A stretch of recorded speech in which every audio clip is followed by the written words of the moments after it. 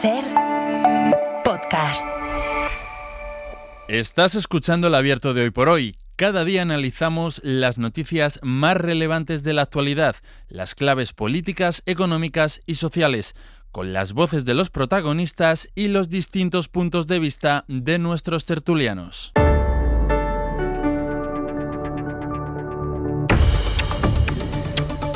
El abierto de esta mañana de viernes, de esta calurosísima mañana de viernes, lo vamos a compartir con Gonzalo Velasco. Gonzalo, buenos días. Hola, buenos días. Con Elisa de la Nuez. Hola, Elisa. ¿Qué tal? Buenos días. Con Ignacio Escolar. Bienvenido, Ignacio. Buenos días. Permitidme que empecemos con esa última hora que conocíamos poco antes de las 8 de la mañana, cuando nos avisaban nuestros compañeros de la redacción en Bilbao de que la Ertzaintza estaba investigando lo que todo apunta que es un nuevo caso de violencia vicaria, un hombre que ha matado a su propia hija de 13 años. Luego él se ha suicidado.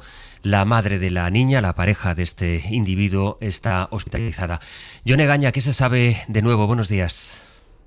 Buenos días, según ha sucedido en concreto en Recalde, que es un barrio que está situado en una de las zonas altas de Bilbao, en las faldas del monte, y ahora mismo la imagen allí es la de una fuerte presencia policial, un precinto de seguridad en la zona de Larrasquitu, donde se ubica esa vivienda en la que han sido hallados los dos cadáveres. Los agentes llevan más de 3 horas en su interior, están recabando pruebas sobre lo acontecido.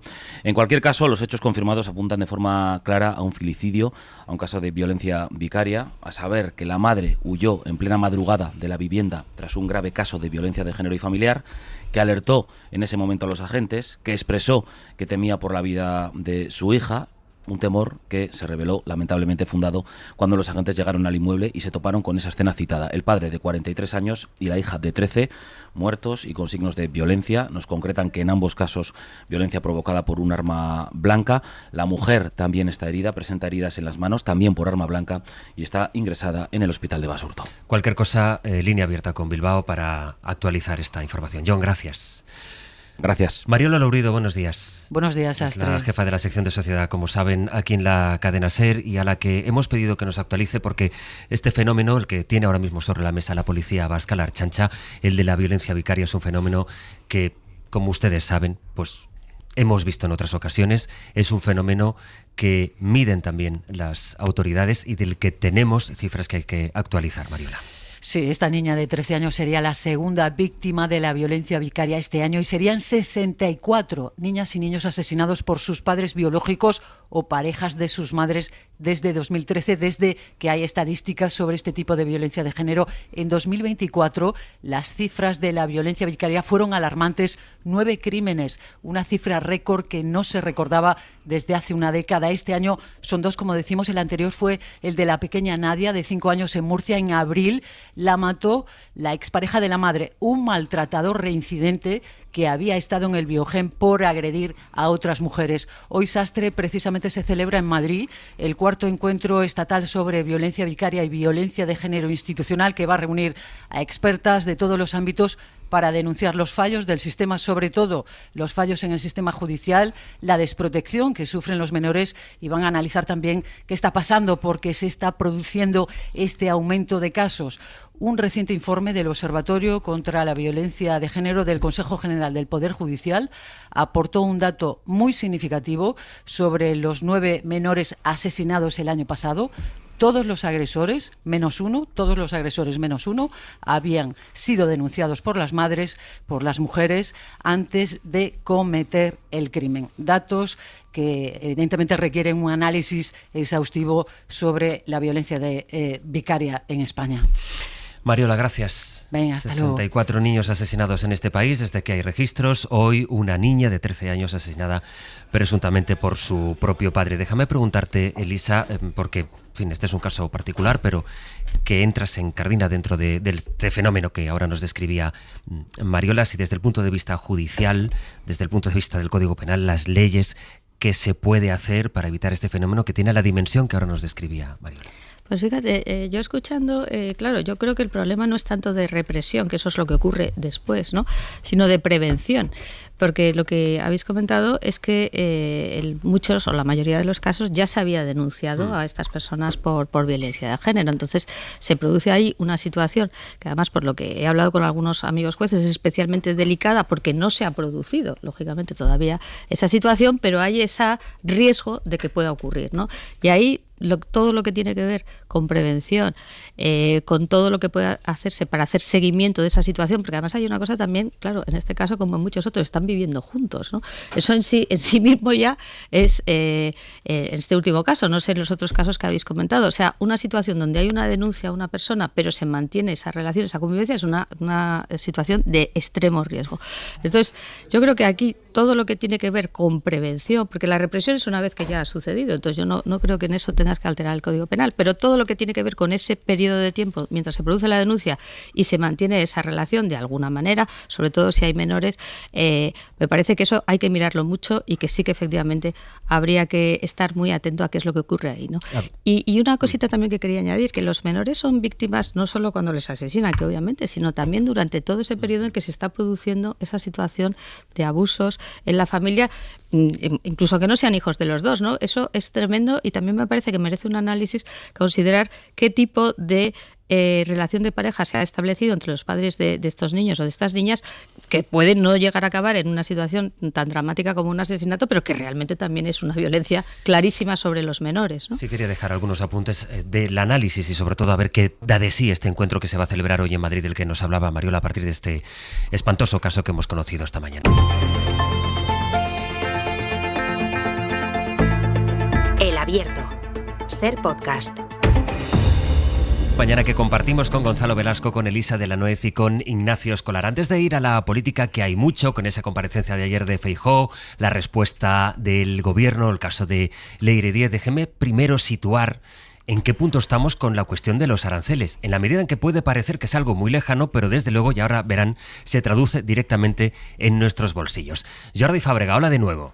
Hola, buenos días. Le hemos pedido esta mañana, Jordi, vamos a situar en qué punto estamos, porque los aranceles, ayer por la mañana la noticia era que dejaban de estar en vigor, ahora, en la hora en la que estamos, están operativos porque hay un tribunal de Washington que ha dicho que acepta el recurso de Donald Trump y, por tanto, en este momento, la economía del mundo ha vuelto, veremos cómo reaccionan las bolsas dentro de 20 minutos, pero ha vuelto a la lógica de los aranceles de Trump.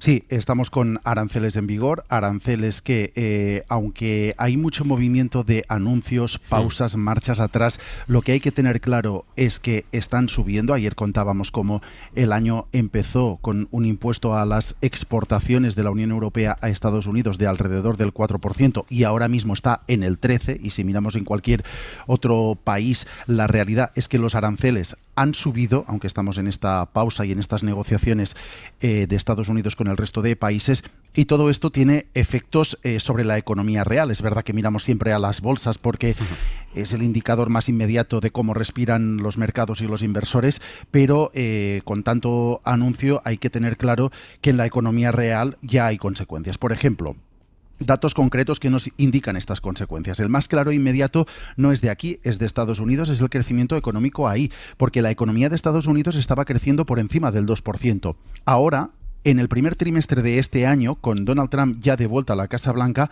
el Producto Interior Bruto de Estados Unidos, la economía ha caído, ha pasado de crecer un más 2% a finales de 2024 a caer un 0,2% en el inicio de 2025. Luego hay otra consecuencia quizás más subjetiva que tiene que ver con toda la incertidumbre que se está generando. Y es que las empresas están posponiendo sus decisiones de inversión, de apostar por proyectos, no solo en Estados Unidos. En Europa esta semana el Banco Central Europeo ha publicado una encuesta trimestral a empresas y resulta que la mayoría dice que está dejando en suspenso sus proyectos a la espera de ver lo que ocurra. Proyectos no solo en Estados Unidos, también proyectos aquí en Europa. Te recuerdo, por ejemplo, que hay empresas españolas, como por ejemplo Acciona, que hace unas semanas anunció que dejaba en suspenso sus planes de inversión en plantas en Estados Unidos. Y luego está el impacto directo, como te decía, en aranceles y su traslación a precios. Esto de momento se está notando y se va a notar más en Estados Unidos, que es quien está imponiendo estas subidas de aranceles, pero si finalmente estos aranceles son permanentes y hay respuesta por parte de la Unión Europea, al final también vamos a tener que pagar más nosotros cuando compremos productos estadounidenses. Así que todo esto está teniendo ya consecuencias reales más allá de los mercados. Veremos dentro de 20 minutos, de un cuarto de hora, la inflación, cómo ha cerrado el índice de los precios aquí en España. Y luego algo que también nos afecta mucho, no solo los precios, que también y por supuesto, sino también las hipotecas. Estamos a punto de cerrar el mes de mayo, mañana se acaba. El Euribor, que saben que es el índice de referencia. Nos decías a las 7:30, Jordi, por recordarlo aunque sea brevemente, que está en el nivel más bajo en los últimos 3 años. Sí, va a acabar el mes en el 2,08%. Es verdad que este mes el Euribor apenas ha bajado, pero está ya en la frontera de bajar del 2% y los expertos nos dicen que probablemente baje de ese 2% la semana que viene o la siguiente, cuando el Banco Central Europeo, si cumple lo que se prevé, vuelva a bajar los tipos de interés. Y esto lo que está haciendo, como dices, es seguir abaratando las hipotecas. La hipoteca media de 150.000 euros a 25 años puede abaratarse en la cuota prácticamente 1.600 euros al año con esta bajada del Euribor. Jordi, gracias. Hasta luego. Vamos a completar, si os parece, el dibujo de lo que está ocurriendo en Estados Unidos. Washington, Sara Canals, buenos días. ¿Qué tal, Sastre? Buenos días. Bueno, una derivada, digamos, son los aranceles, que la justicia frenó, que ahora recupera, aunque tiene que decidir todavía sobre el fondo del asunto, ya veremos qué pasa, pero la otra derivada tiene que ver con los visados para estudiantes extranjeros, a quienes dice incluso que van a revisar sus redes sociales. Esto va dirigido especialmente contra la Universidad de Harvard, ya saben. Una jueza se opone a esta medida, la tiene bloqueada, y eso es lo que estuvo presente ayer, Sara, en la graduación de los estudiantes que acaban su etapa en Harvard. Pues ha sido una graduación con discursos con mucha carga política y referencias a la ofensiva de Trump, aunque sin mencionarlo explícitamente. El rector de Harvard, Alan Garber, que es la cara de esta batalla contra la Casa Blanca, ha dado la bienvenida así a la promoción de 2025. Members of the class of 2025 from down the street, across the country and around the world. Mencionando, incluso en 2 ocasiones, a los estudiantes que vienen de todas partes del mundo. Around the world, just as it should be. Estudiantes de todo el mundo, como tiene que ser, ha enfatizado ante una larga ovación del público. Una graduación, por cierto, que los principales canales de televisión han retransmitido en directo, algo evidentemente muy poco habitual, destacando que el ambiente ha sido festivo, pero que lógicamente la incertidumbre y la hostilidad del presidente Trump contra la facultad han estado omnipresentes. Y mientras tanto, paralelamente, en el plano judicial, ayer se celebró una vista relacionada con la segunda demanda, la demanda que Harvard ha interpuesto contra la Casa Blanca por su ofensiva contra los alumnos extranjeros. Pues bien, la jueza de Massachusetts ha ampliado su bloqueo temporal de forma indefinida y dice que lo considera necesario porque brinda protección a los estudiantes internacionales que podrían estar ansiosos. Sara, gracias. A vosotros. Concluye hoy el editorial del País. Dice, como ha sucedido con la universidad, la justicia empieza a ser un contrapeso para el trumpismo. Estados Unidos es una democracia compleja en la que los otros poderes parecen, por fin, dispuestos a ponerle freno. El editorial se titula Freno al matonismo de Trump. Gonzalo, ¿es la justicia el único resorte que en este punto puede frenar a Trump? Pues por lo que hoy sabemos no lo tenemos del todo claro. La respuesta sería que, por un lado, sí, en el caso de Harvard, por el lado del derecho procesal. No tanto por el caso de los aranceles. ¿Y por qué? Porque, fijaos, en el caso de la imposición de aranceles, el famoso Día de la Liberación, ¿no?, así tal proclamado, lo que se esgrimió fue un argumento de seguridad nacional. En concreto, una ley de 1962 que permite, en casos de emergencia, tomar decisiones en relación a acuerdos internacionales de comercio, por ejemplo, para una cuestión de crisis de suministro energético en un conflicto bélico, ¿no? Trump argumentó o se acogió a esa norma para tomar esta medida de los aranceles. ¿Qué es lo que ha dicho el primer tribunal? El que neutralizó la medida de los aranceles. Oiga, esto es una interpretación un poco excesiva del concepto de seguridad, que es verdad que la legislación norteamericana deja deliberadamente en una ambigüedad para que el Ejecutivo tenga gran margen de discrecionalidad. ¿Qué ha dicho el Tribunal de Apelación? No. Es el presidente el que puede decidir qué es seguridad nacional. Y esto es terriblemente peligroso. ¿Por qué? Porque cuando en este segundo mandato de Trump nos planteábamos varias alternativas. Una, que fuera como la anterior, que Trump intentaba, digamos, saltarse las normas a la torera y no lo conseguía. 2, que intentase acogerse a la normativa existente. Y sobre todo, que intentase jugar con la ambigüedad de ciertos preceptos, de ciertos artículos, de ciertos normativa de excepción. Y esto es lo que ha pasado ahora, ¿no? Si Trump consigue saltar la ley o suspendiéndola mediante mecanismos de excepción, digamos que tiene bastante vía libre para ejecutar sus medidas. Y recordemos que todos los estados autocráticos empiezan así, apelando a estados de excepción. Los estados de excepción son mecanismos para suspender la normativa normal que están recogidos dentro de la normativa normal. Por lo tanto, si él apela a ellos, digamos que no está contra el Estado de Derecho, sino que está todavía dentro del Estado de Derecho, aunque lo suspenda. Estas paradojas son los que está más o menos intentando jugar. En cambio, en el caso de Harvard no parece que sea así, porque digamos que lo que aquí se está poniendo en juego es pues que no se ha cumplido la ley del debido proceso, las garantías de la quinta enmienda, que dicen, oye, hay una previsibilidad normativa, hay contratos que se han establecido, uno no puede cambiarlos así de pronto por arbitrariedad, sin un anuncio previo, sin una fundamentación racional, etcétera, etcétera. Entonces, por el lado del derecho procesal, sí parece que se le está parando. Por el lado del comercio internacional y de la justificación de sus medidas de excepción, cuidado que no tanto, ¿no? Yo creo que no es una buena noticia que el Tribunal de Apelación haya restablecido los aranceles. Ignacio. A mí me parece que Trump está encontrándose con muchos obstáculos en este segundo mandato y el de la justicia es uno de ellos, pero no ha sido el que le ha hecho girar en el tema de los aranceles. Si miras la evolución de la bolsa, se ve muy bien que los mercados apostaron primero a que iba a ganar Trump, y por eso se hundieron, y desde hace ya bastante tiempo están apostando a que no va a ganar, porque en medio han pasado varias cosas ya, que es que el propio Trump se ha visto obligado por el riesgo muy, muy real del que le advertía la Reserva Federal y los economistas más cercanos, de que provocar un colapso financiero por el mercado de los bonos, por el mercado de la deuda pública.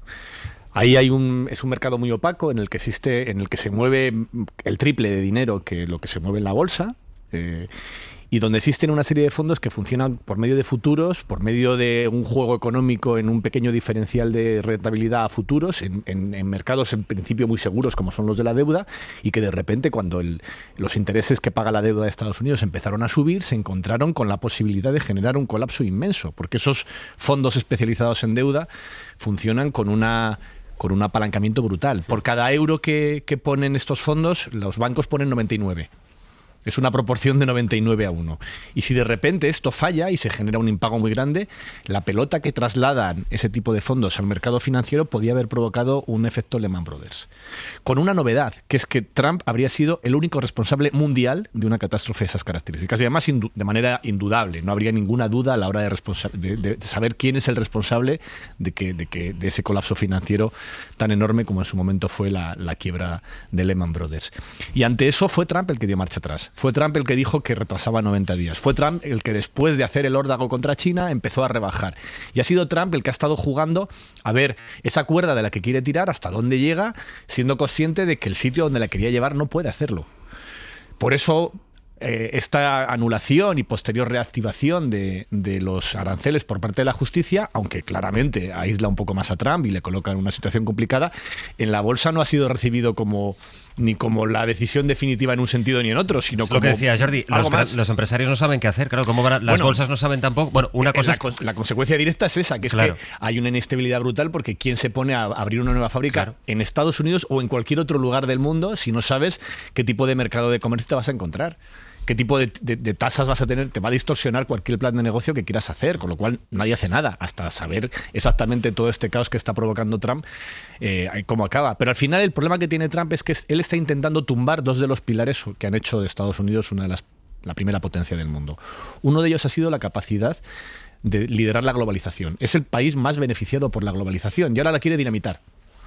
Lo hace diciendo que es que le sale mal la cuenta. No es verdad, porque la globalización no solamente son productos comerciales, sino también servicios. Y Trump es muy ingenuo si piensa que los demás países van a soportar tasas y aranceles de esas características sin hacer lo mismo con los servicios, que es un sitio donde Estados Unidos saca un inmenso capital.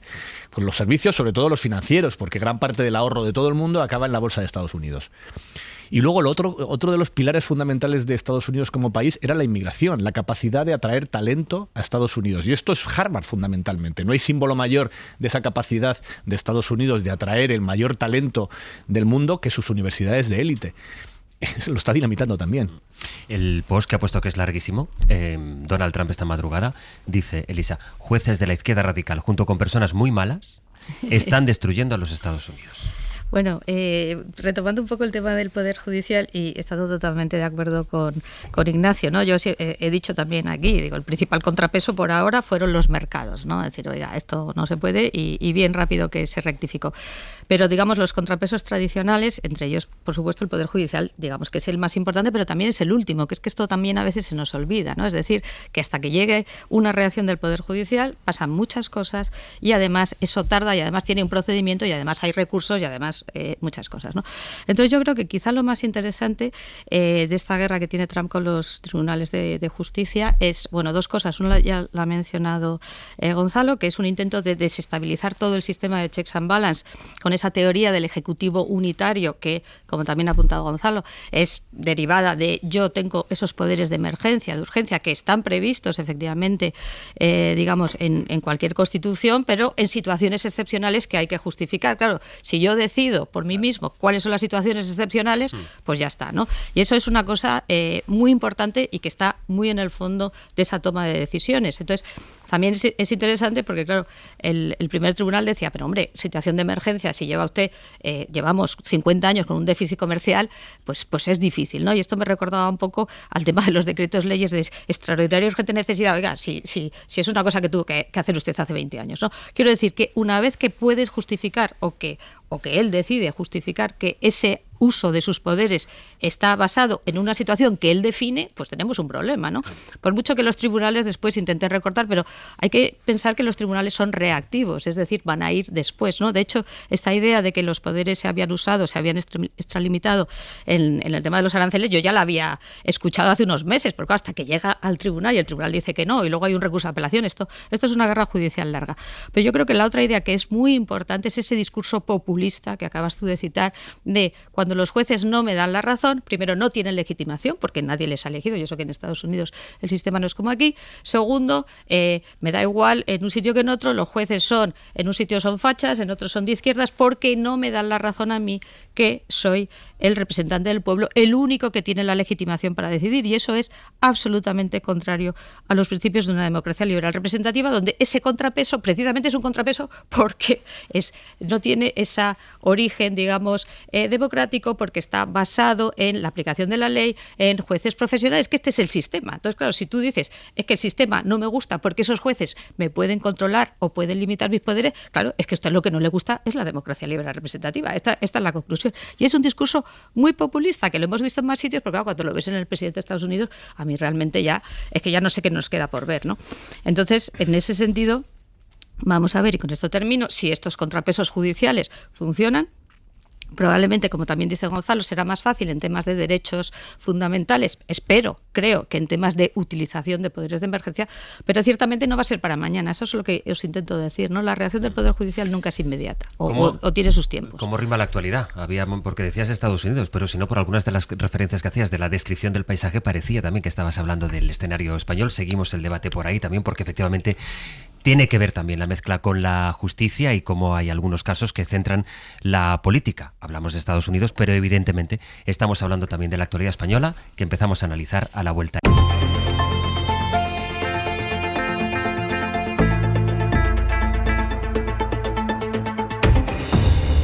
Compartiendo tertulia con Ignacio Escolar, con Elisa de la Nuez y con Gonzalo Velasco, y ya el análisis de Estados Unidos nos llevaba derivando de alguna manera al escenario político español. David Junquera, buenos días. Hola, buenos días. Que tiene un protagonista hoy a esta hora, que es Alberto Núñez Feijóo, por esa comparecencia, declaración institucional, que es como lo llaman cuando quieren decir que comparecerán ante los medios sin aceptar preguntas.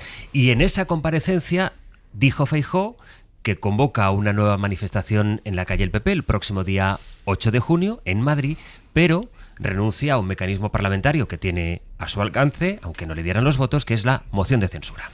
Exacto, tuvimos una mañana de las calentitas ayer, llevaba unos minutos procesado el novio de Ayuso cuando nos vibraban los teléfonos a los periodistas que hacemos PP. Nos llamaba Génova a una declaración institucional de Alberto Núñez Feijóo, lo acabas de contar, eso es un discurso sin ningún tipo de pregunta en el que evidentemente pues no nos llamaba para hablar de González Amador. Ahí empezaban las quinielas, la apuesta fuerte y también poco probable era la moción de censura, y el líder del PP descocinó, bajó rápido ese suflé. La moción de censura para sacar la corrupción de la Moncloa no depende de mi voluntad, yo la tengo toda. depende de quienes le han dado soporte parlamentario hasta ahora. Si quieren acabar con esto, el Partido Popular sigue a disposición. Si no quieren, no tengan duda que les arrastrará. Apelación blandita, sin convicción a los socios. En el PP, por lo menos en Génova, no ven para nada la jugada y por si la vieran, ya les dice uno de los oráculos que no se gasten. Seguro que esta voz os suena. No, porque sencillamente las cosas condenadas al fracaso lo que producen es más frustración. Yo lo que digo, por favor, cabeza fría, pero tensión vital máxima. Faltan 2 años para las elecciones. Aznar, que dice que faltan 2 años, que cabeza fría, que tensión vital máxima. El PP se aplica el cuento, aunque sí que hay voces que creen que sería una maniobra política pertinente, otros creen que solo serviría para apiñar a los apoyos de Sánchez. Descartado este órdago a la grande, quedaban pocas opciones, y aunque lo ha cebado Feijóo lanzando dilemas. Decadencia o limpieza, mentiras o integridad, cloacas o decencia, democracia o mafia. Al final optaba por uno de sus greatest hits, convocar la que será su 6ª protesta en las calles contra el gobierno. El 8 de mayo en Madrid, en Plaza España, acudirán prácticamente todos los varones, incluido Mazón, y el PP pues llama también a los ciudadanos. Llamo a todos los españoles que quieran a evidenciar su rechazo a un gobierno que ataca a jueces y a fiscales, que persigue a la Guardia Civil, a periodistas y que no solo ha urdido una trama de corrupción para... Hablaba Feijóo de gobiernos que atacan a jueces, a la vez que fuentes de Sol, del gobierno de Ayuso, acusaban a la magistrada de estar a punto de jubilarse, de no tener nada que perder y de haber procesado a González Amador sin haberle dejado defenderse. En Génova ven con escepticismo que el procesamiento se produzca justo ahora que Sánchez está en pleno Vía Crucis. Ironizan diciendo que estas coincidencias son ya un clásico. Luego iremos a eso, al procesamiento. La jueza deja a un paso de sentarse en el banquillo a Alberto González Amador. Desde luego, llamativas estas dudas o esta sombra de sospecha que quieren extender sobre este caso, justo el partido que está diciendo que tienen que defender a la justicia. Junquera, gracias. Gracias, ya sabéis, cabeza fría y tensión vital. Eso te iba máxima. a decir, que estaba pensando que no sé si es la reedición de Aznar del que puede hacer que haga. Le ha reeditado la frase con esto de cabeza fría y tensión vital máxima. Ahora lo comentamos, pero como hizo un emplazamiento a los socios, Ana Fernández Vila, buenos días. Tal Sastre, buenos días. A los socios parlamentarios del gobierno, los socios han dicho que con la moción, que Feijóo no cuente con ellos, por ahí poca duda, pero lo que sí que piden son explicaciones y contundencia al PSOE en la respuesta que dé a este caso.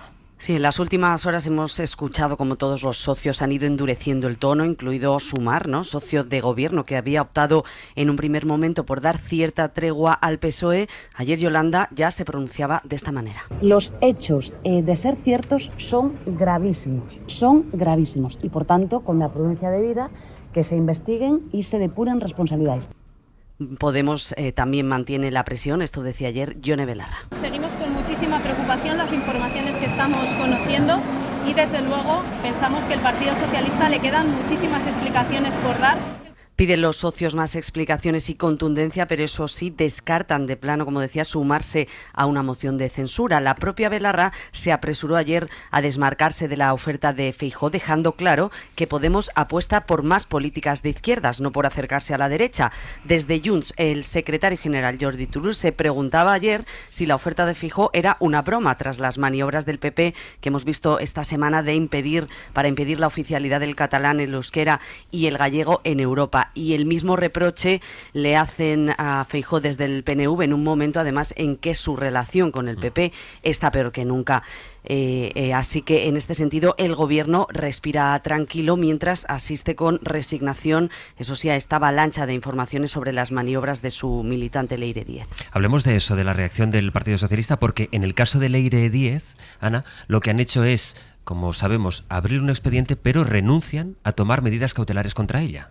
Sí, el PSOE está en resistir la presión, aguardar a que pase el temporal y no quieren entrar, dicen, al trapo de estas informaciones. Es la estrategia que han decidido seguir en el PSOE, a pesar del malestar que saben que este asunto les está generando, como veíamos, como contábamos antes, entre sus socios y también entre sus propias filas. Hay mucha contención en el PSOE y bastante silencio, pero los dirigentes con los que hablamos sí admiten como poco que hay mucha incomodidad.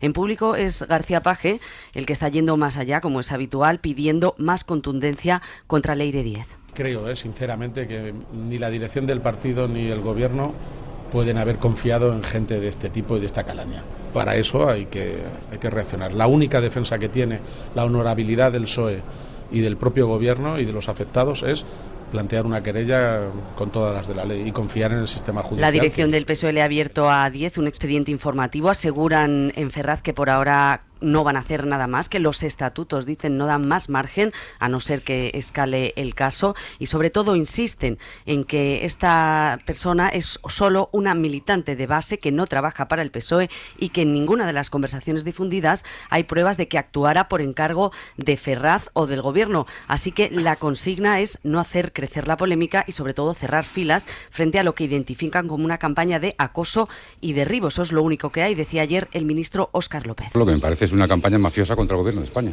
con filtraciones y medias verdades todos los días, con bulos, con fango permanentemente. Eso sí, el gobierno no oculta su preocupación por el riesgo de que se extienda el discurso del caos al que se ha abonado la derecha. Admiten su frustración por no lograr situar otros asuntos en la agenda pública, pero repiten una y otra vez en Moncloa que no hay ninguna trama corrupta y que por eso el gobierno no va a caer. Y de hecho ridiculizan este nuevo intento de Feijóo de captar a los socios para una moción que, como escuchábamos, no tiene recorrido. Ana, gracias. A vosotros. Hay varios asuntos que comentar. Dejadme empezar por esto último, Ignacio, por la respuesta que está dando el PSOE a esta situación en la que cada mañana se pregunta qué nuevos audios, qué nuevas informaciones puedan aparecer, la reacción de decir que esto es una cacería contra el gobierno, pero en el caso concreto de Leire Díez, abrir ese expediente sin ir más allá.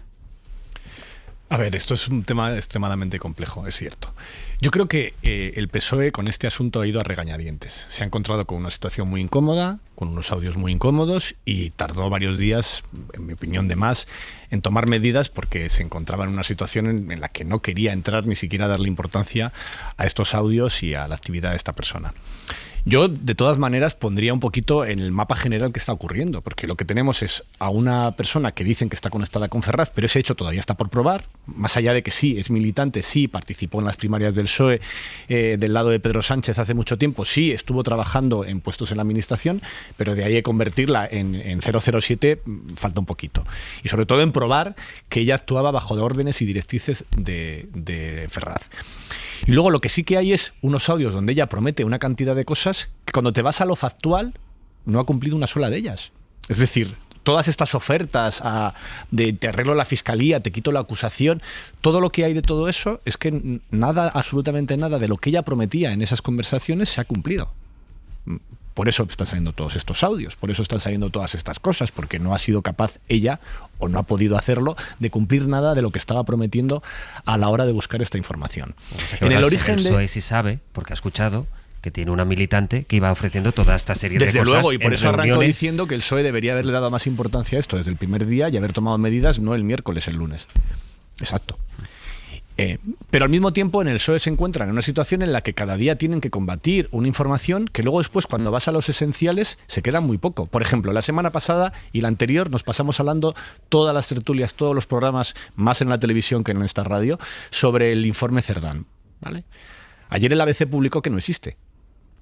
Dijo que no hay un informe Cerdán. Es lo último que se ha publicado en la prensa sobre este tema. Ha desaparecido el informe Cerdán. ¿Hay informe Cerdán? ¿No hay informe Cerdán? Porque estuvimos comentando sobre unos Audis, sobre unos coches, sobre unos favores que en teoría habían dado al secretario general al secretario de organización del PSOE y que luego no han aparecido, ¿no? Y con esto estamos un poco en la misma situación. Hay unos audios donde una militante del PSOE, junto con un empresario perjudicado, en su opinión, por algo que sí existió y que está en la Audiencia Nacional y que va a haber juicios, que es la cloaca policial del gobierno de Rajoy, y donde esto sí que hay evidencias, en fin, palmarias, ha estado prometiendo una serie de cosas que no se han cumplido, que ninguna de ellas ha aparecido. ¿Suena feo? Sí, desde luego suena feo y probablemente si esto escala a que existe la manera de probar, que por ahora no ha aparecido, que esta persona no actuaba por libre, sino que estaba dirigida en coordinación con algo, no ya con Ferraz, con la Fiscalía, con la Policía. Pero todo esto por ahora es toda una hipótesis. No hay nada ni lejanamente sólido que permita defender que esto ha ocurrido así. Lo que sí que hay es la evidencia de que durante años en el gobierno de Rajoy la policía, el Ministerio del Interior estuvo trabajando utilizando todos los poderes del Estado. Ahí sí, ahí no era una fontanera por libre viéndose con un empresario, no, allí era directamente los comisarios de la UDEF, los comisarios de la Guardia Civil, o sea, los altos mandos de la Guardia Civil, en fin, una operación en la que tenemos al ministro del Interior procesado y se sentará en el banquillo por utilizar dinero del Estado para tapar pruebas de corrupción del PP, y a su número 2, que ahora ha entrado otra vez a prisión, pero que también está pendiente de ese otro juicio, y que le han aparecido uno nuevo. O sea que me parece un poco, no sé, hace apenas una semana publicamos uno de los últimos episodios de este tipo de cloaca en la era del PP, que es cómo se había montado una operación para atribuir una operación de narcotráfico de 40 kilos de cocaína a un eurodiputado de Podemos, a Miguel Urbán, desde la policía, desde la propia policía del gobierno de Rajoy, todo completamente falso. Esto está judicializado. Hace apenas una semana se ha vuelto a imputar a otro comisario por todos estos hechos. Es algo en lo que existen, no una grabación, existen miles de pruebas, indicios, que no es que apunten, es que directamente han sentado en el banquillo al ministro del Interior. A mí escuchar a Feijóo hablar de la cloaca me da repelús, porque no han hecho todavía la más mínima autocrítica por todo lo que pasó de verdad, no de hipótesis y de teorías, no, de verdad, lo que pasó de verdad durante el gobierno de Rajoy con los aparatos del Estado, y están jugando a una equiparación donde, francamente, es que si esta grabación se hubiera producido, que las hay además, durante la época de Rajoy, no estaría una militante, estaría el ministro. Estaría directamente... Bueno, el ministro estaba diciendo cosas parecidas en grabaciones parecidas. No era algo que se montase desde un operativo externo con un... No, es que era algo que ocurría directamente en los despachos oficiales.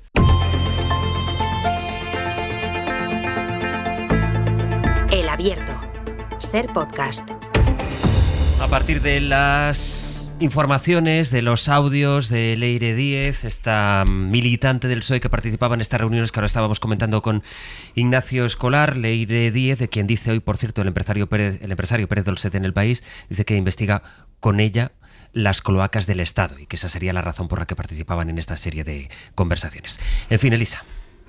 Bueno, yo quería apuntar una cosa en relación con lo que ha comentado Ignacio, que más allá de pruebas, no pruebas, presunciones de inocencia, la reacción del PSOE, por así decirlo, me parece tibia, renuente, y que esto de que los estatutos no permiten otra cosa, en fin, cuando tienen interés, claro que permiten otra cosa. Esta persona es militante del PSOE, por tanto no es alguien que pasaba por allí. Que actuase o no actuase por cuenta de alguien, eso ya se verá. A mí me resulta difícil de creer que fuera por libre, y muy difícil de creer que estuviese investigando las cloacas del Estado con Pérez Dolcet, pero bueno, eso ya se verá. Pero sí que creo que un gobierno que llegó la primera vez por una moción de censura basada en la corrupción del PP, ciertamente condenado por una sentencia por la Gürtel, y que durante los primeros meses, si os acordáis, ¿no?, se produjeron dimisiones por motivos puramente de falta de ejemplaridad, no digamos ya de cosas como las que estamos oyendo. Hombre, se espera, y por cierto, el que defendió la moción de censura fue José Luis Álvaro, se espera otro tipo de reacción, y si no la haces, pues tienes la credibilidad que tienes, ¿no? Y yo creo que también la idea de que el y tú más y el PP muy mal y tal, que ya lo sabemos, no es algo que consuele particularmente a la ciudadanía española, por decir, bueno, ¿cuáles son los estándares éticos que tenemos de responsabilidad? No digo los jurídicos, no digo los penales, que esos llegarán o no llegarán, digo simplemente los éticos, porque con perdón, es que no sé cómo decirlo, porque tampoco quiero que me pongan a mí una demanda, pero que lo que se está oyendo es muy duro de oír para un ciudadano normal, porque por o no por cuenta de que se tengan ese tipo de conversaciones, que se hable de que te lo voy a negociar con fiscales, con la abogacía del Estado, con policías de verdad. Esto es muy, muy demoledor. Si no se entiende eso y no se reacciona en paralelo, pues ¿qué quieres? Claro que la gente dirá, ¿esto qué es? ¿No? ¿Esto qué es? Y yo creo que esa idea es importante tenerlo, insisto, más allá de que las cloacas del Estado, el PP de Rajoy, muy mal, todo muy mal. Pero oiga, es que usted llegó diciendo que iba a luchar contra la corrupción, que esto era una cosa distinta, que íbamos a ver otras cosas. ¿Y qué es lo que estamos viendo? Pues es que estamos viendo lo de siempre, y perdonad que os diga. Bueno, a ver, yo creo que hay que hacer las dos cosas. Hay que exigir el mismo estándar ético a todos, pero hay que hacer el trabajo que yo creo que ha hecho muy bien Ignacio, propio de periodista, que es recordar cuáles son los hechos probados y distinguirlo de... Sí, en eso yo no he dicho que no, ¿eh? Digo estándares es éticos, claro, no judiciales. Pero hay que distinguirlo de lo que son algo así como atmósferas informativas, ¿no? Porque, claro, es que es lo mismo, es que es una mafia, dar por hecho que hay una cloaca, que hay una trama organizada desde el secretario general hasta el último militante. Esto es una atmósfera de sospecha que lo que hace es crear una cadena de equivalencias entre esos casos previos de corrupción probada y esto, que es un comportamiento irregular y condenable, pero que no es lo mismo. Entonces, crear una cadena de equivalencias entre lo que no es lo mismo y lo que fue entonces es peligroso. ¿Por qué? Porque sí, efectivamente, entonces se le exige el mismo estándar ético y digamos, de rigor profesional al PSOE de lo que ellos han exigido a otros partidos, por algo que en realidad de momento es eso, una atmósfera en torno a un comportamiento absolutamente irregular y condenable. ¿Pero por qué se hace esto? Porque lo que busca el PP no es condenar un hecho acontecido, sino precisamente jugar con la dificultad de dar una respuesta definida por parte del PSOE. Claro, el PSOE se ve en la tesitura de decir, bueno, condeno y tomo una medida tajante, por lo tanto parece que estoy aceptando la idea de que efectivamente tengo cloacas o tengo corrupción interna, o no hago nada precisamente para no aceptar esa equivalencia. Esto no es lo mismo de lo que hacía el PP, ¿no? Y el PSOE no resuelve bien esa ambigüedad. No se ve bien cómo salir, no sale bien de esa paradoja que le impone el Partido Popular, que es lo que busca. El Partido Popular, repito, no busca decir aquí hay algo que ha pasado que está mal, sino lo que busca es vais a ver cómo no van a reaccionar de una manera adecuada, y en torno a esa ambigüedad yo voy a montar todo un clima, toda una atmósfera que me va a permitir generar la sensación de que el Partido Socialista y el PSOE están dentro de una trama de corrupción. No sé muy bien qué es lo que habría que hacer, pero desde luego la medida tendría que haber sido más contundente, entre otras cosas porque además al final salimos perjudicados todos.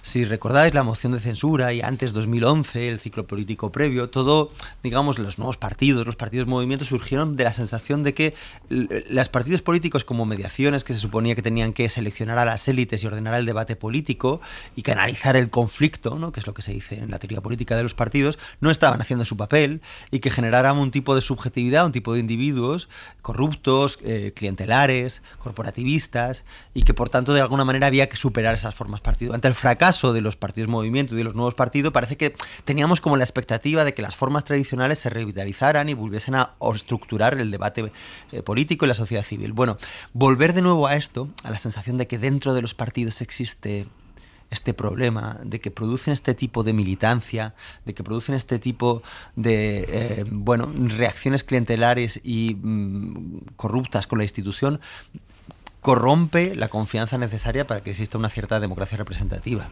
Sí, no, yo quería insistir en esta idea de un tema de estándares éticos y otra cosa que me parece importante. Ya sé que el PP no tiene ninguna credibilidad, ¿eh? No, ya lo dejo dicho para que nadie me diga ninguna. Tiene un montón de casos de corrupción, de clientelismo, etcétera. Pero claro, el problema es tu autoexigencia, ¿no? Porque como bien dice Gonzalo, después de todo aquel ciclo que vimos, lo que vimos y que, digamos, se supone que hay una cierta renovación, fracasan los nuevos partidos, pero bueno, se supone que, digamos, ya funcionamos de otra manera. Esto es muy demoledor, por lo que dices tú, ¿no? Porque más allá, insisto, no estoy hablando de temas judiciales ni de prueba, que eso ya se verá.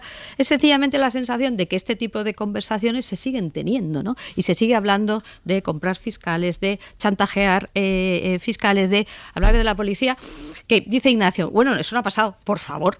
Es que, claro, ya si eso pasa... Bueno, si eso pasa, estaríamos cerca de lo que pasó apaga y vámonos, con el mismo partido que ahora dice que esto es infumable. Pero, Ignacio, es que eso no ha pasado, Ignacio, no solo no ha pasado, es que el único imputado por corrupción que ha tenido un evidente trato de favor al salir de prisión ha sido Víctor Aldama. El único, de toda esta trama, de todos estos empresarios relacionados con los hidrocarburos y relacionados con todo, el único que a cambio de prometer, en otro caso distinto, voy a colaborar, y luego no ha aportado ninguna prueba relevante, voy a colaborar para sacar información perjudicial del gobierno, y luego no lo ha cumplido, y ha salido de prisión, ha sido Víctor de Aldama, que por cierto comparte abogado con este señor que grabó la conversación con Leire Díaz, y que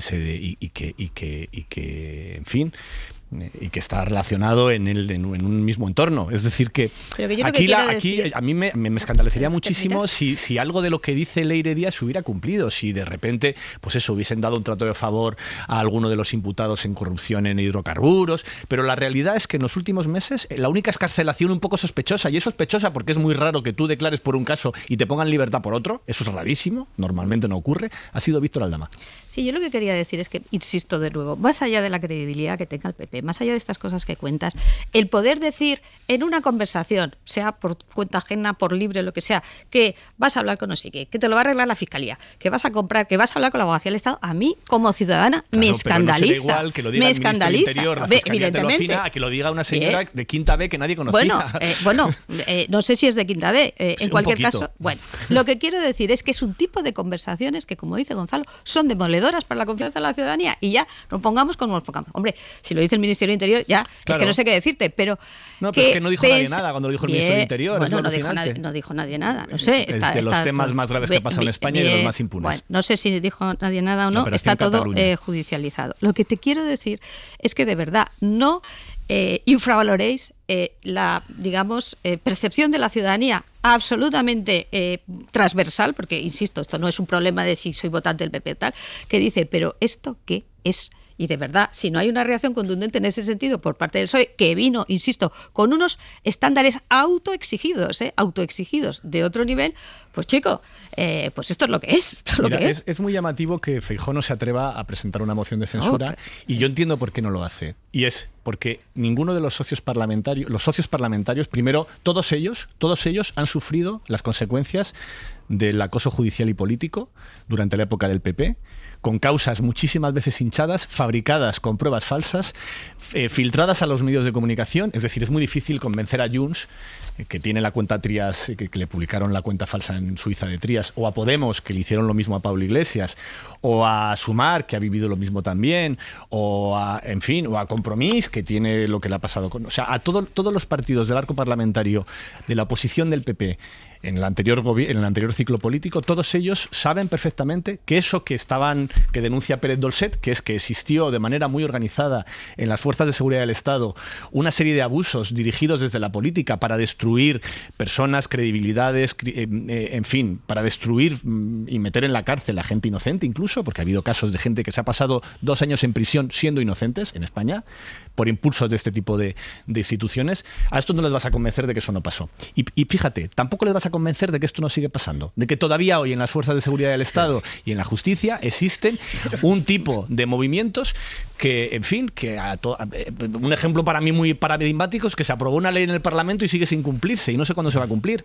Claro, porque ha habido una resistencia que se resume muy bien en esto que dijo José María Aznar, de que el que pueda hacer que haga, que sigue existiendo dentro de los aparatos del Estado. ¿Te refieres a la ley de amnistía de la que hace un año? Se refiere a la ley de amnistía y se refiere esto, y me interesa también en relación con lo de Trump. A todo lo que hizo García Castellón para convertir en víctima del terrorismo a un ciudadano que se había muerto de un infarto, por ejemplo.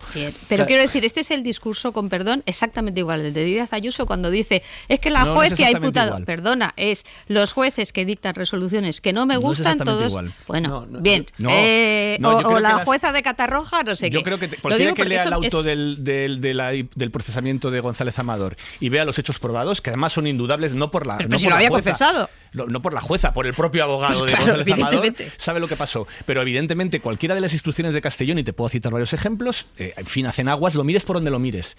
Bueno, una muy concreta, investigó una célula terrorista que había dejado pasar durante 2 años. Por ir incorporando elementos. Voy contigo, Gonzalo, pero como acabáis de citar el caso del novio de Isabel Díaz Ayuso, sabéis que ayer la juez decidió dejarlo a un paso, de sentarlo en el banquillo. Miguel Ángel Campos, buenos días. Hola, buenos días. ¿Cuáles son las claves del caso en este punto? ¿En qué punto estamos, digamos? Bueno, pues ahí estamos, es el auto de procesamiento, estamos, como decías, a un paso de que este auto de transformación en procedimiento abreviado pues se transforme en la petición de apertura de juicio oral. Ha abierto la juez ahora, ha concedido 10 días a las partes para, después de haber concluido las diligencias de investigación, pues que presenten sus escritos a la Fiscalía y al resto de partes de apertura de juicio oral o archivo de la causa, y bueno, veremos qué es lo que sucede. Un escrito, José Luis, muy contundente. La jueza Inmaculada Iglesias concluye, y es literal, que Alberto González Amador abro comillas, de forma consciente y voluntaria, cierro comillas, presentó autoliquidaciones de sus impuestos en 2020 y 2021 no veraces, dejando de ingresar 340.000 euros entre los dos ejercicios. Añade que el novio de Ayuso se dedujo gastos ficticios de material sanitario en lo peor de la pandemia, cerca de 2 millones de euros, al amparo de facturas falsas que fueron emitidas por servicios no prestados. La jueza, de nuevo literal, tilda de rocambolescas algunas de las explicaciones dadas por el procesado y sostiene que es imposible que realizase los trabajos declarados, que carecía de personal o los medios materiales necesarios. Junto a Alberto González, la jueza procesa a su supuesto testaferro mexicano y a la red bajo sospecha de facturadores falsos andaluces. Exonera, eso sí, al fiscalista del novio de Ayuso, Javier Gómez Hidalgo. Esta es la pieza principal del procedimiento, José Luis. El juzgado seguirá instruyendo la pieza separada que investiga al novio de Ayuso por corrupción en los negocios y administración desleal, porque supuestamente adquirió por 500.000 euros una empresa vinculada a su principal cliente, el presidente de Quirón Prevención, Fernando Camino, con el objetivo de supuestamente abonar una comisión, esos 500.000 euros, a cambio de los contratos con el gigante sanitario. El novio de Ayuso, por cierto, ha presentado un escrito al juzgado, al que ha accedido la SER, en el que recuerda a la magistrada Inmaculada Iglesias que mantiene abierta una causa en el Supremo por revelación de secretos debido a la difusión de su expediente tributario y los correos sobre el acuerdo de conformidad. Un escrito en el que desliza Alberto González que podría encontrar la nulidad de todo su procedimiento fiscal por vulneración de sus derechos fundamentales. Es la causa en la que se persigue al fiscal general. Hoy, precisamente, declaran como testigos 4 periodistas del País ante el juez Hurtado en el Supremo para confirmar que también tuvieron noticia de esa propuesta de conformidad del abogado del novio de Ayuso antes de que el fiscal general tuviera acceso al correo en el que admitía la comisión de 2 delitos fiscales. Campos, gracias. A ti, buenos días. Como íbamos en el análisis saltando de un tema a otro para que queden todos los elementos de información desplegados sobre la mesa, pero todavía, para ir incorporando informaciones, 2 de última hora. El segundo juzgado que imputa a los 2 exaltos cargos del gobierno de Isabel Díaz Ayuso, precisamente ahora que hablábamos de Madrid, por las muertes en las residencias. Ahora también van como investigados la geriatra de un hospital y el responsable entonces de las ambulancias. Elena Jiménez, buenos días. Hola, ¿qué tal? Muy buenos días. Pues sí, es el segundo juzgado, de nuevo, los 2 responsables de los llamados protocolos de la vergüenza, Carlos Mur y Francisco Javier Martínez Peromingo, están citados en un juzgado como investigados tras la querella presentada por 2 familias de residentes en el municipio de Leganés, aquí en Madrid. Pero esta vez, Sastre, como decías, hay más imputados, hay 2 más. Junto a ellos, el juzgado cita como investigados al que fue entonces responsable del Suma 112 en aquella época, porque las familias consideran que las ambulancias tuvieron un papel clave porque dejaron de ir a recoger a los mayores de las residencias, y también a la geriatra del LACE, que es como se llamaba en aquel momento, la geriatra del Hospital Severo Ochoa, que era la figura que la Comunidad de Madrid puso para que se decidieran en cada uno de los hospitales si se derivaba o no a los residentes desde las residencias a los hospitales. Bueno, todos están citados para el 17 de junio, pero antes, el próximo martes, también están citados, en este caso ya como testigos, el exconsejero que denunció aquellos protocolos, Alberto Reyero, el responsable del grupo de hospitales privados HM, porque las familias quieren que se explique si fueron derivados los mayores de las residencias, algo que no sucedió, si no tenían un seguro privado, si fueron derivados a esos hospitales privados, y también Antonio Burgueño, que era ese asesor sanitario que contrató la Comunidad de Madrid en aquella época, que dijo supuestamente que iba a medicalizar las residencias, algo que no sucedió, y que en este caso Antonio Burgueño esta semana estaba citado como investigado en ese primer juzgado que había llevado a todos estos altos cargos del gobierno de Ayuso al juzgado.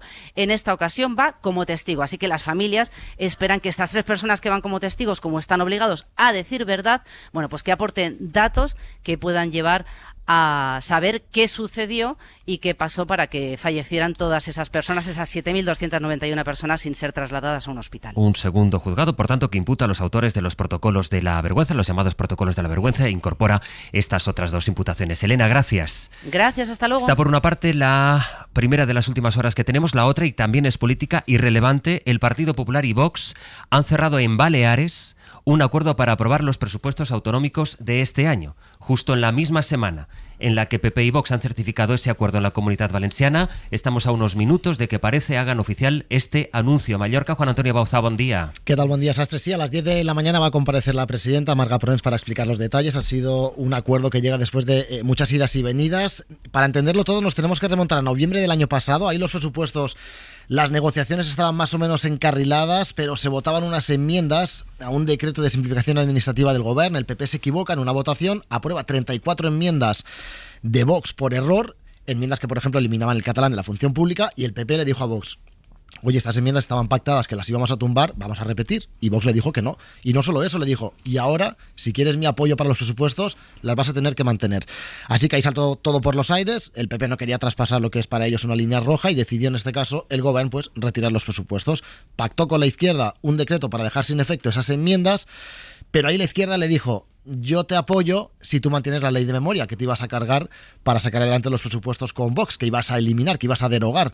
Y el PP aceptó. Lo que pasa es que ahora estamos pendientes de conocer si finalmente el PP da marcha atrás, porque Vox sigue exigiendo la derogación de la ley de memoria. Se da por hecho que el PP la va a derogar, porque dicen aquí hay una ley de fosas autonómicas que permite todos los trabajos de exhumación y recuperación. Por lo tanto, dicen ya está la ley estatal para eso, así que se da por hecho que el PP va a derogar la ley de memoria, y está por conocer los detalles de la política lingüística del Gobierno, hasta dónde va a conceder lo que exige Vox, el Partido Popular. A las 10 comparece la presidenta. Estaremos pendientes, sí, para saber exactamente esto que está explicando ahora Bauzá, en qué quedan traducidas en ese pacto para la ley de los presupuestos de este año, de este 2025, entre PP y Vox en Baleares, las exigencias del partido de ultraderecha. Bauzá, gracias. Hasta luego.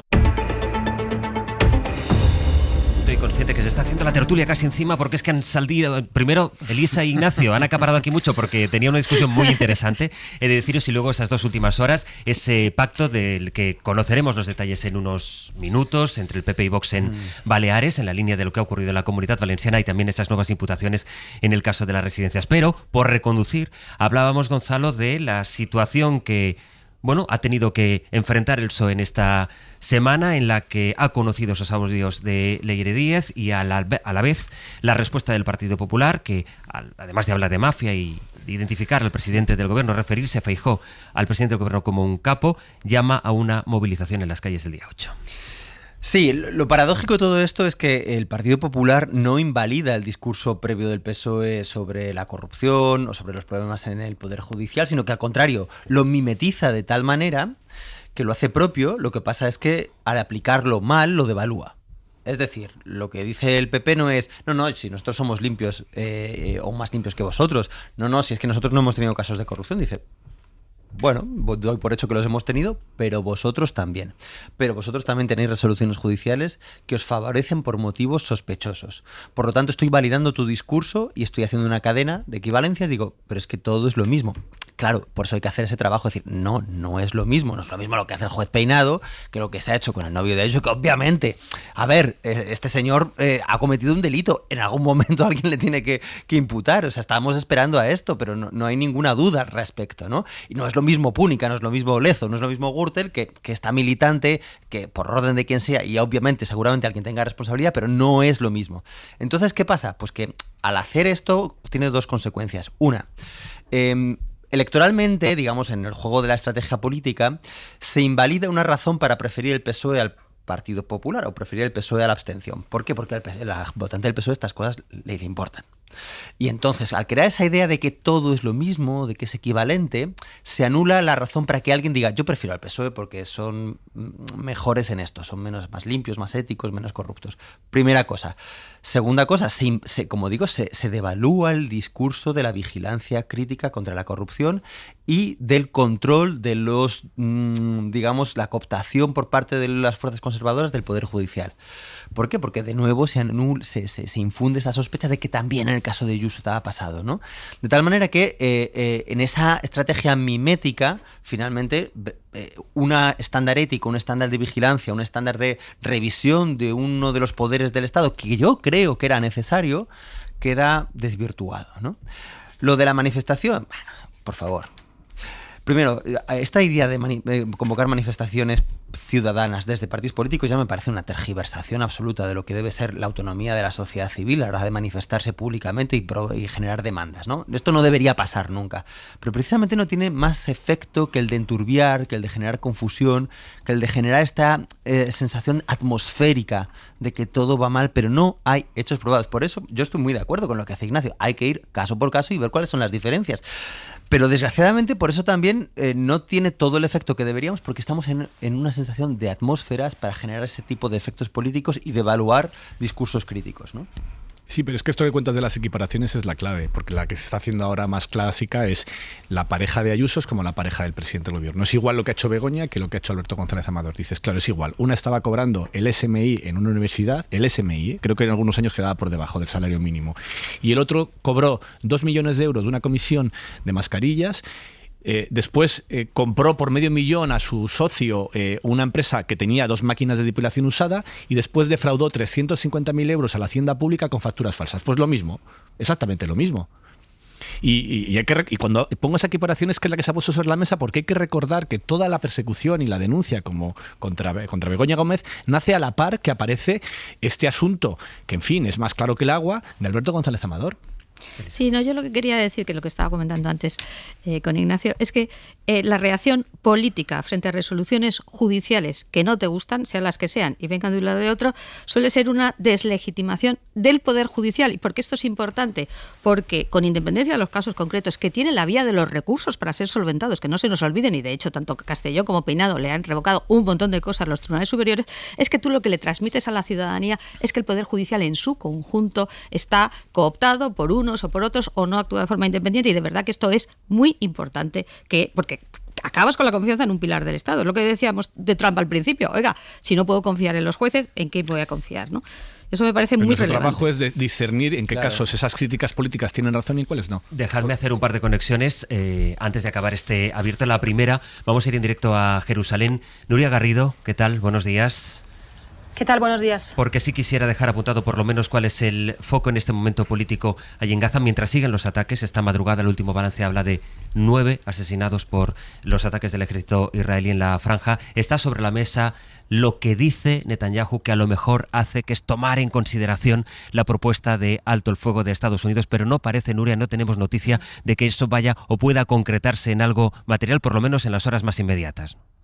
Lo que está publicando la prensa israelí es que de momento las negociaciones para un alto el fuego siguen y de hecho se prevé que prosigan en los próximos días. Como bien apuntabas, ayer Netanyahu se reunió con los familiares de los rehenes y les trasladó que tienen la voluntad de aprobar esta propuesta estadounidense, pero recordemos que el sí definitivo tiene que salir de su gabinete de ministros. Entre ellos hay ministros de extrema derecha que se oponen a firmar cualquier tipo de acuerdo con Hamás, y por su parte lo que ha dicho en las últimas horas Hamás es que está estudiando esta propuesta, pero ha reconocido que esta propuesta no responde a la principal demanda. Su principal demanda, recordemos, es el fin de la ofensiva y la retirada total de las tropas israelíes en la franja de Gaza. Recordemos que esta propuesta lo que dice son 60 días de tregua, un nuevo intercambio de rehenes por presos palestinos, pero no garantiza el fin de la ofensiva israelí en una franja de Gaza devastada. Todo esto es lo que llega, lo que se está publicando esta mañana en los periódicos de Jerusalén, pero mientras tanto y mientras Europa dice que está pensando cómo concretar esa posible ruptura del acuerdo de asociación con Israel, mientras parece que aumente la presión internacional, la realidad es que el ejército israelí sigue matando a gente en Gaza, sigue habiendo muchísimas dificultades para que una población que se muere literalmente de hambre pueda acceder a lo más básico para poder sobrevivir, y además Israel aprueba 22 nuevos asentamientos en la otra provincia, en Cisjordania. Nuria, gracias. Gracias, un abrazo. En fin, y un contraste, casi una invitación en el cierre de este abierto, en este fin de semana tan caluroso, con temperaturas propias, no ya solo de verano, sino de los pasajes más duros del verano. A quienes vayan a pasar o estén por Madrid, uno de los acontecimientos culturales más importantes del país. Los libros tienen muchísimas fechas clave, está San Jordi en Barcelona, hay muchísimas ferias, pero también por el volumen de gente que concentra, por el volumen de libros que se venden, la fiesta, la gran feria del libro de Madrid, y se inaugura dentro de poquito más de una hora, la inaugurará la reina Leticia, y allí está ya en el Parque del Retiro, que es el lugar donde tiene lugar año tras año esa feria.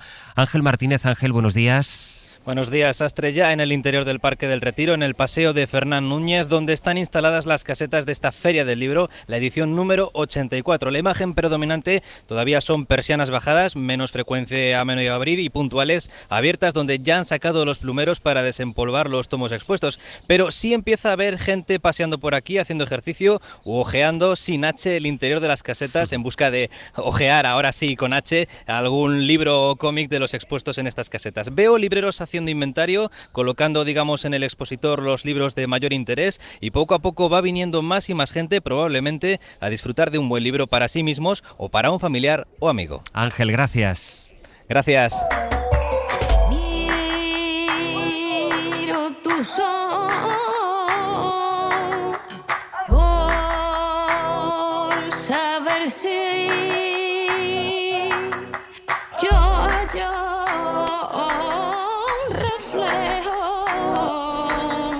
Ana Osley, Pepe Rubio, buenos días. Buenos días. Muy buenas. Vamos a adelantar, si os parece bien. Hombre. ¿Qué tenemos preparado a partir de las 10? Bueno, pues tenemos hoy una biblioteca de mucho lujo porque nos visita... Bueno, se ha presentado recientemente el caso de las cabezas cortadas de Gonzalo Suárez, un libro que tiene una historia detrás que merece otro libro. Como no lo podemos escribir, le hemos pedido a Severino Donate que haga un reportaje sobre la historia de ese libro.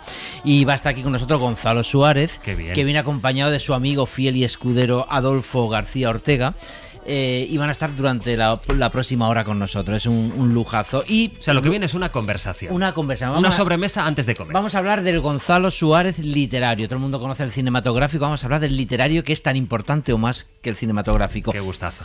Y el 900-100-800 para todos aquellos oyentes que, como todos los viernes, quieren donar un libro. Hoy también habrá donaciones de libros en el 900-100-800. Ese libro que les ha marcado y que quieren donar para la biblioteca radiofónica de Hoy por Hoy.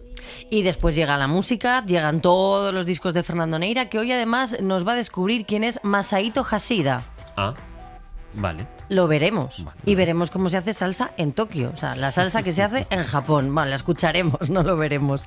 Y después nos visita quien suena de fondo, a quien estamos escuchando, que es Rocío Márquez. Rocío Márquez, artista flamenca premiada, aplaudidísima, uno de los talentos actuales del género, innovadora como pocos, que nos presenta su último trabajo, Himno Vertical, que está a la venta desde la semana pasada, o sea que es recientísimo.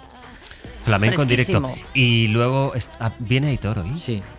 Yo pensaba que estando yo no venía. No, yo pensaba, digo, igual nos libramos de él. Ya. Como se ha ido tanta gente de vacaciones hoy del equipo. Sí. Hoy no está la jefa y hay muchas ausencias. Hay un par de ellos también que tampoco están. Pero quizá vaya contra ellos la auditoría.